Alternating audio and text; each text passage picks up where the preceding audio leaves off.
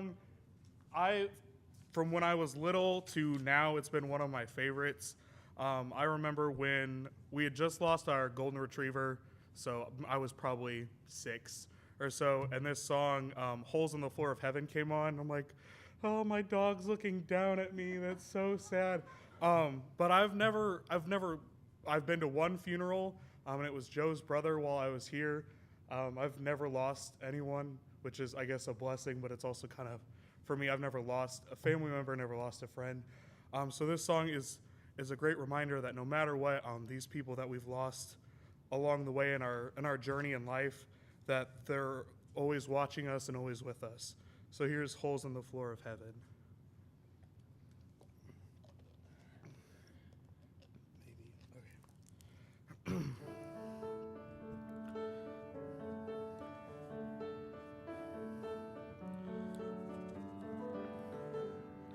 One day shy of 8 years old, Grandma passed away. I was a broken-hearted little boy blowing out that birthday cake. How I cried when the sky let go in a cold and lonesome rain. Mama smiled, said, "Don't be sad, child. Grandma's watching you today. 'Cause there's holes in the floor of heaven, and her tears are pouring down. That's how you know she's watching, wishing she could be here now. And sometimes if you're lonely, I remember she can see. There's holes in the floor of heaven, and she's watching over you and me. Seasons come and seasons go, nothing stays the same. I grew up, fell in love, met a girl who took my name. Year by year, we made a life in this sleepy little town.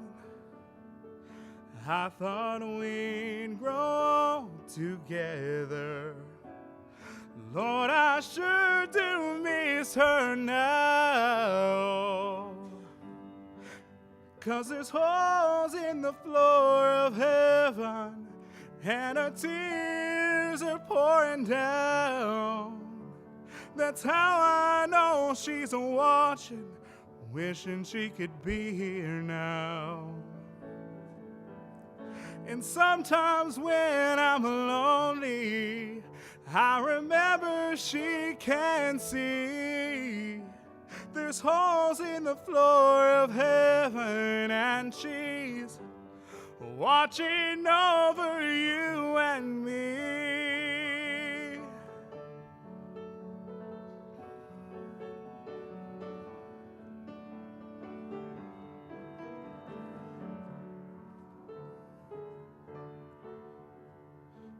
Well, my little girl is 23.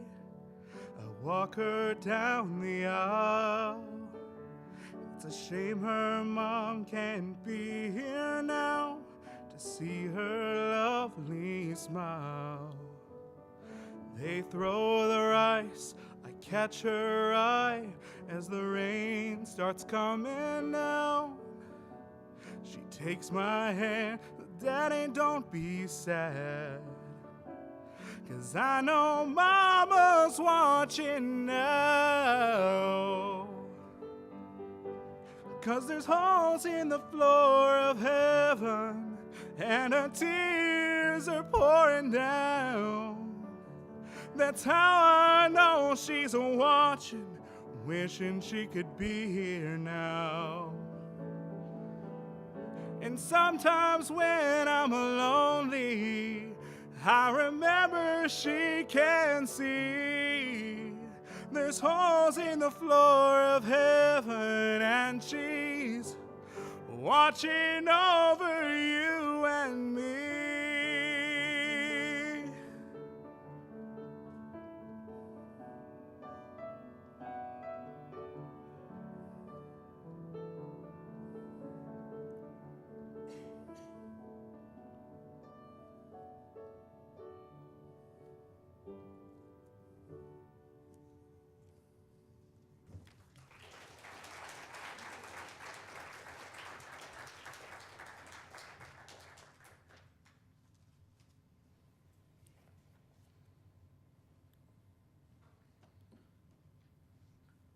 Well, good morning, everyone. The last series that we just finished up last week, in that series we talked about developing and investing in disciples and how you can't really be a disciple without sharing your faith with someone else, and you can't really share Jesus with someone unless you're a disciple. We talked about how we need to be sharing Him with others. But we also, last week, we wrapped up that series talking about the idea that we've got to be able to equip each other, equip other people to do ministry, to learn or to share in this work. But one of the things that we didn't really look at was, what does it actually look like to be a disciple of Jesus? And that's what the next 5 weeks are going to be about, is what it looks like, what it should look like if we are truly following Jesus. Seeing how different our lives should look than the world around us if we're truly following Christ. And to be honest with you, the more I've looked at this, the more I look at it as we've got to be different than what other Christians may think we should look like as well, because sometimes we don't follow Jesus enough. A lot of this is based off of a book by David Platt. The book is called Radical. Got the idea of the series from that, and I'm reading through it, but I promise you what I'm preaching is not straight out of the book. If you picked the book up and read it, it wouldn't be what we're talking about every time on Sunday mornings. In fact, this is the only time that I'm going to quote anything from the book, and it's from the back cover. It says, "It's easy for American Christians to forget how Jesus said His followers would actually live, what their new lifestyle would actually look like. They would, He said, leave behind security, money, convenience, and even family for Him. They would abandon everything for the gospel. They would take up their cross daily." And then it ends with a question, but who do you know who lives like that? Do you? I'm going to ask one simple question as we start this series this morning, and this is something I want you to think about through the rest of our time this morning. What, if anything, has following Jesus cost you? What, if anything, has following Jesus cost you? One of my favorite things to learn about is World War II. I'm a little bit of a history buff, and especially that time period in history, for some reason, it just resonates with me. I love to learn about that particular time period. And over the last few years, in some of that study, I've started learning more and more about a man who was an opposing voice in Germany during the reign of Hitler. His name is Dietrich Bonhoeffer, and I'm sure some of you have heard of him or know of him. But his story is fascinating. He was a preacher in Germany, and when Hitler came in and started taking over, he actually fled Germany, came to America, but then he was convicted in his own conscience that he needed to be back in Germany fighting against what Hitler was trying to do. So he went back to Germany of his own free will and helped in the resistance, helped preach against what Hitler was doing, and it cost him his life. He was arrested, thrown into a concentration camp, and just weeks before the Allied forces freed that concentration camp, Bonhoeffer was executed. Following Jesus and following his convictions cost Bonhoeffer his life. In his book, one of his most famous writings is called The Cost of Discipleship. And he wrote this quote. He says, when Christ calls a man, he bids him come and die. I want you to think about that. When Christ calls a man, he bids him come and die. Jesus himself said that to follow him was to pick up your cross and to die to yourself daily. That's what Bonhoeffer's talking about here. It's not a choice to follow Christ but still do everything the way we want to do it. It's to surrender completely to Him and to die to oneself. And sometimes that's a daily, sometimes that's an hourly choice. When Jesus called His disciples, when He was in His earthly ministry, He called them to do just that. Think about the first calling of the first disciples. He called fishermen out of their jobs. They abandoned family members who ran the fishing company. They laid it down and walked away to follow Jesus. Levi, Matthew left a tax collecting job to follow Jesus. They left everything. They left everything. They left family, they left businesses, they left friends, they left their home, and they followed Jesus. And Jesus regularly taught throughout His time on earth that this was to be the case, that to follow Him meant to surrender completely to Him. Think about it, the rich young ruler. Jesus tells him what one thing he needs or one thing he lacks. And that was to sell everything, give to the poor, and then come follow Him. And that wasn't necessarily just about the money. It was what was keeping him from completely surrendering to following God. There are many other examples throughout the Gospels of people either fully surrendering or Jesus telling them that they needed to fully surrender. In other words, Jesus did not appeal to popular opinion, did He? It's not popular to say, hey, you've got to give up everything and come follow me. In fact, He taught some of the most difficult passages that He ever taught were in front of the biggest crowds. And most of the time it drove people away.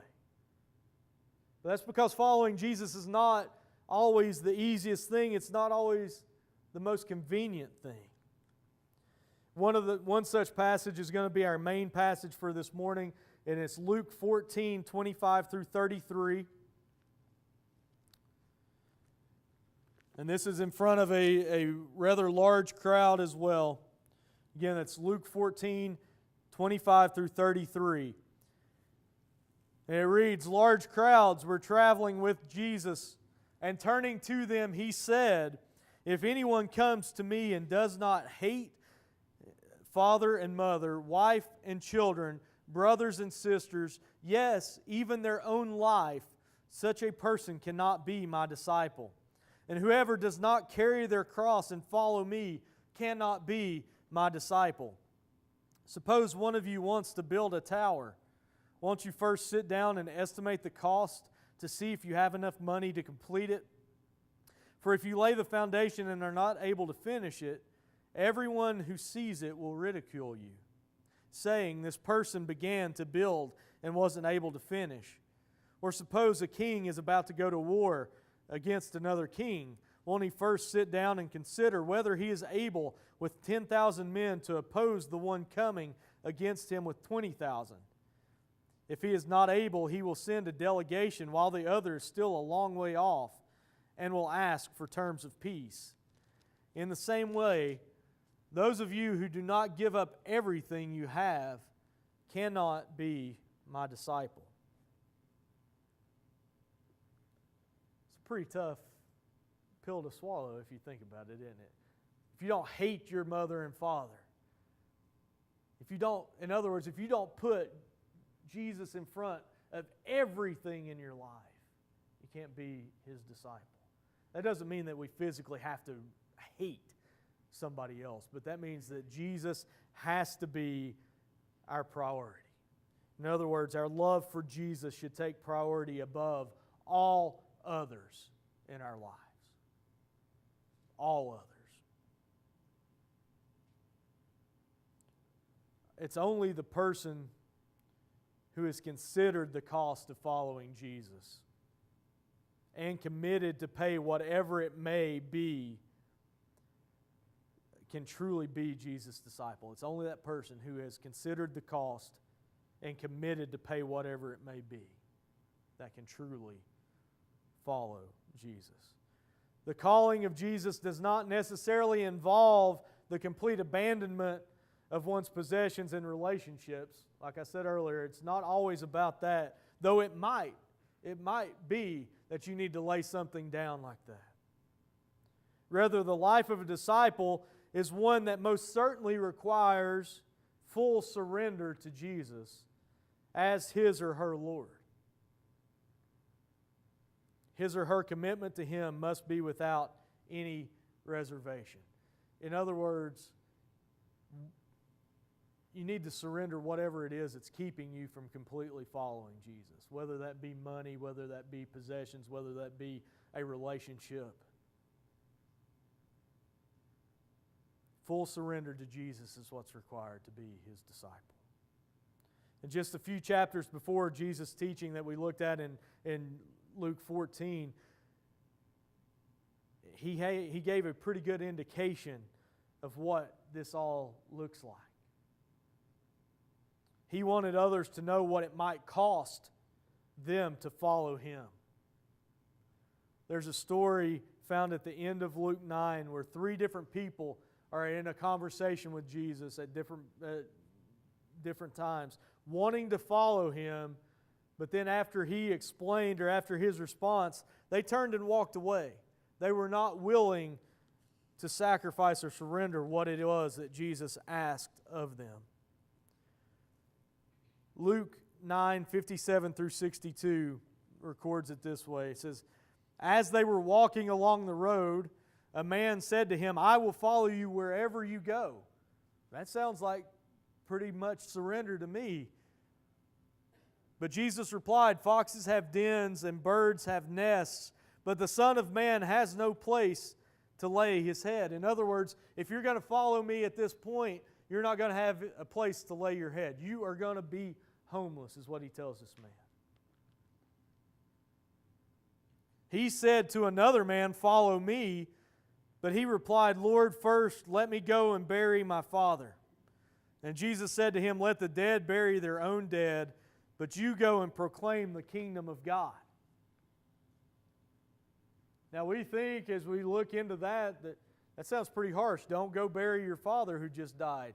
But more than likely this man is saying, let me wait until my dad dies. The dad probably wasn't even dead yet. He's saying, let me wait until my dad dies and bury him, and then I'll come follow you. And Jesus says, no, let the dead bury their own. Still another said, "I will follow you, Lord, but first let me go back and say goodbye to my family."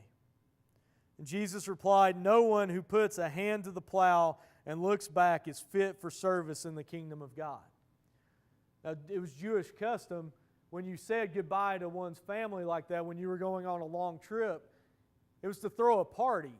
It wasn't just a simple goodbye like we would think. And these parties sometimes would last weeks, maybe even months if you were saying goodbye for a long period of time. So these guys are basically saying, let me do what I want to do a little bit longer and then I'll come follow you. And Jesus says, no, that's not good enough. That's not what we're talking about. I need complete surrender. The passage in Luke 14 that we looked at it contains what's considered one of the most difficult of Jesus' teachings, that we're to hate everything compared to our love for Him. Now again, that doesn't mean that we have to hate one another, that we hate our family, but if our family gets in the way of following Him, if our possessions get in our way of complete surrender to Him, then they have to go. The difficulty of this teaching does not excuse us from taking very seriously what Jesus teaches us here, though. The call to be a disciple is not one to be taken lightly. It's not easy, it's demanding. It requires great sacrifice and commitment.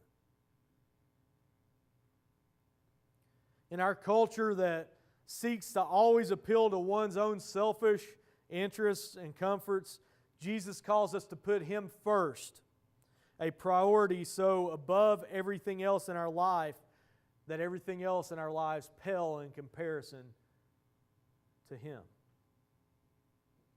Perhaps the most daunting conclusion that we can draw is the unspoken questions that Jesus leaves us with at the end of these verses.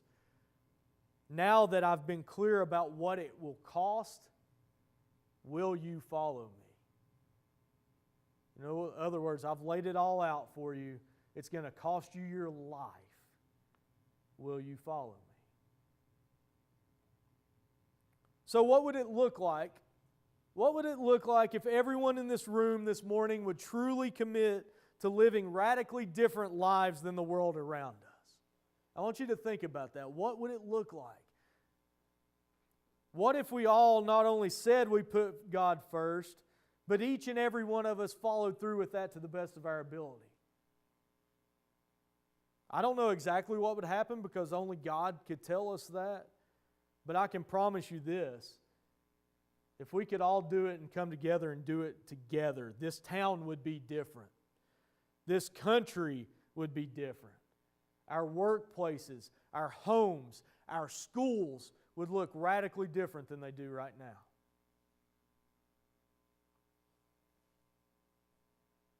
There is always room. I'm not saying that we don't try to do this, but there is always room to improve the way we surrender and the way that we follow Jesus. So what would it look like? How different would our community look like? I want to go back to the question that I asked at the very beginning this morning. What, if anything, has following Jesus cost you? It should have cost you something. In all honesty, it should cost you your life. It should cost me my life. If we can't do that, if we can't completely surrender ourselves, if we can do that, I misspoke. If we can do that, if we can fully and completely surrender ourselves and make Christ the number one thing in our lives, then this world will look drastically, radically different than what it does now. The disciples modeled that. Jesus took a group of uneducated, bottom of society men, and He used them to transform the world. Why or how? Because they surrendered everything they had to Him. And they were willing to follow Him to whatever end. So again, our love for Jesus should take priority above all others in our lives. He's so worth it. I want you to get that. He is so worth it. When we can truly say that, when we can truly surrender to Him and say that He is worth being the priority over everything in our lives, then and only then will we transform our world. Because it won't be us doing it, it will be Him working through us. I normally give a call to accept Jesus for the first time at this point, and I still want to do that. If you haven't accepted Him as your Lord and Savior yet, would you consider it? Consider the cost, count the cost, because truly following Jesus is costly, but it's so worth it. Again, He's so worth it. But I want to expand this just a little bit as the worship team comes forward. For those of you that have made the decision to accept Jesus, have you truly made Him your one and only priority? If not, are you willing to recommit to Him and fully surrender this morning? You can do that from your seats, but if you want to confess that and make it a public decision this morning, now's the time to do so as we stand and sing Trust and Obey, number 571. We'll sing the first and the last.